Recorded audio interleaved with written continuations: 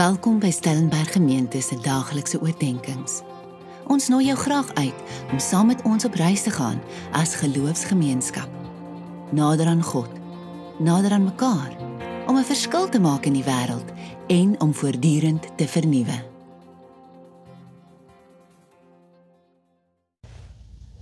Vandag is maandag 12 Mei en gister het ons Goeie Herder Sondag gevier.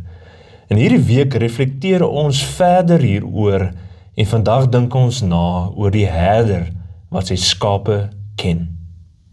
In Johannes 10 vers 14 sê Jesus, ek is die goeie herder en ek ken my skape en my skape ken my.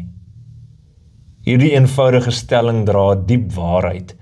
Die goeie herder se verhouding met sy skape is persoonlik en intiem. Hy ken ons nie net as 'n groep nie, maar as individue, met ons name, ons vreugdes, ons pyn en ons swakhede. In 'n wêreld waar ons dikwels verlore voel in die massa, bring hierdie kennis troos en betekenis. Jy sien die idee dat die goeie herder sy skape ken, gaan verder as blote herkenning. In Johannes 10 vers 3 tot 4 lees ons hoe die herder sy skape by name roep en hulle uit die kraal lei. Hulle volg hom omdat hulle sy stem hoor en ken.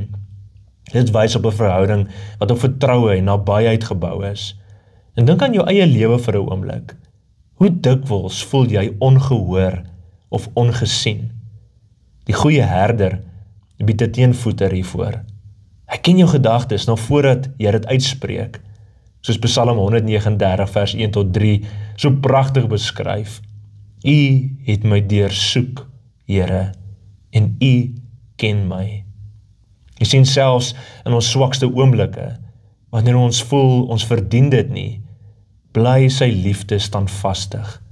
Dit gee ons die vrymoedigheid om eerlik te wees voor hom, om ons vrese en foute te bely, wetende dat hy ons reeds ken en tog by ons bly. Om sy stem te kan leer ken vereis dat ons tyd in sy teenwoordigheid spandeer, deur gebed en die woord natuurlik.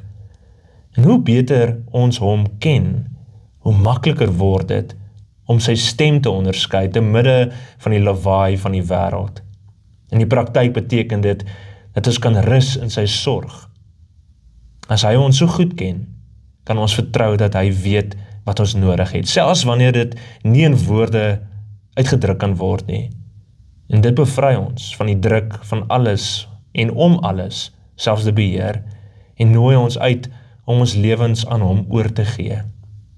Kom ons bid so saam, en ons gee ons gebed en ons gedagtes vir die Here. Here, dankie dat U ons goeie herder is, wat ons intiem ken. Dankie dat U by my en my naam roep en my beter verstaan as wat ek myself verstaan. Help my om vandag by U te kom rus in die troos van U kennis om eerlik te wees oor my stryd. Leer my om U stem te ken en U getrou te volg. In Jesus se naam bid ons dit. Amen.